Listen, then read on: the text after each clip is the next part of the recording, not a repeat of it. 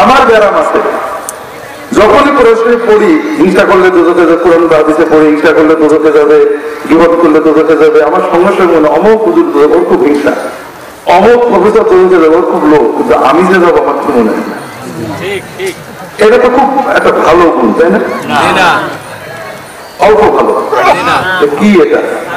এই সব মানুষের সামনে আমার খারাপ করবে, আচ্ছা এটা কেমন খারাপ? অল্পটা বেশি খারাপ। এটা হলো ইমানের ক্যান্সার। এইটা লাগলে আর শয়তান এখন লাগ আর কম থাকে না, শয়তান এটা অন্য জায়গায় চলে যাবে। আমরা কি নিজের গুনার কথা চিন্তা করবো না অন্যদেরটা চিন্তা করবো? আমরা নিজেরটা। এখানে আমরা ঠকে যাই। আমরা চায়ের দোকানে বসি, এক জায়গায় 5 জনে বসি, একা বসে থাকি, ওই মন্ত্রীর ভুল, ওই হুজুরের গুণা, ওই পড়শি অমুকটা করেছে, ওই জামাতরা সব দুজকে যাবে, ওই শহর গুণায় সব আগে দুজকে যাবে, ওই তবলিগ দুজকে না যে উপায় নেই, এই চিন্তা আমরা গল্প করি, ঠিক না? আমরা যে দুজকে যাবো এটা কি একবার আলোচনা করি? আমাদের জন্য তো বেস্ট কনফার্ম, ঠিক না?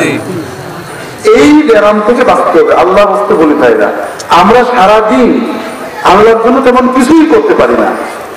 কেউ যদি থাকেন হ্যাঁ আমি আল্লাহর এত ইবাদত করেছি জান্নাত কনফার্ম, তিনি ওইগুলো করতে পারেন, আমার সমস্যা নেই। কিন্তু আমি যেটা বুঝি, আমি আল্লাহর বান্দা হিসেবে আল্লাহর ইবাদত কিছুই করতে পারি।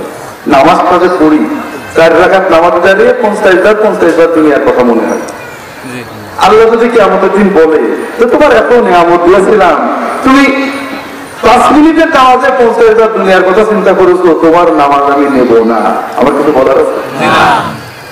যদি কেউ এর চেয়ে ভালো নামাজ পড়তে পারেন, হ্যাঁ আমি প্রতিদিনের 5 ওয়াক্ত 30 রাকাত 40 রাকাত নামাজ কনফার্ম আল্লাহ না নিলে আমি হুজ্জতি করতে পারবো, আমার রোজা আল্লাহ না নিলে আমি হুজ্জতি করতে পারবো, আমার জিকির আল্লাহ কবুল না করলে আমি প্রমাণ করে দেবো এটা কবুল না করলে আর অন্যায় হবে। এই মানে যে ইবাদত যদি কেউ করতে পারেন, কে আছেন? তো আছেন এখানে? যদি কেউ এই মানের ইবাদত করতে পারেন, তিনি অন্যের দোষ খুঁজে বেড়াতে পারেন। কিন্তু ভাইরা আমরা কিছুই করতে পারলাম না।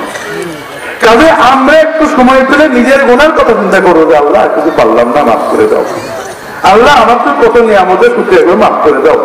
যদি অন্যের গুনাহ নজরে আসে, অন্যের ভুল নজরে আসে, গীবত করবেন না, সমালোচনা করবেন না, অহংকার করবেন না, পারলে নসিহত করবেন, নইলে দোয়া করবেন আল্লাহ তোমার নবীর উম্মত, তোমার বান্দা, আল্লাহ আমার মুসলমান ভাই গুনাহ করছে, আল্লাহ তুমি আমারটা কবুল করো, ওরটা কবুল করো, আমার গুনাহ মাফ করো, ওর গুনাহ মাফ করো, আল্লাহ তুমি আমাকেও জান্নাতের পথে চালাও, ওকেও জান্নাতের পথে চালাও। দোয়া করবেন, আল্লাহ তাআলা আপনার জন্য আল্লাহর বেলায়েতকে নসিব করে দেবেন। সুবহানাল্লাহ।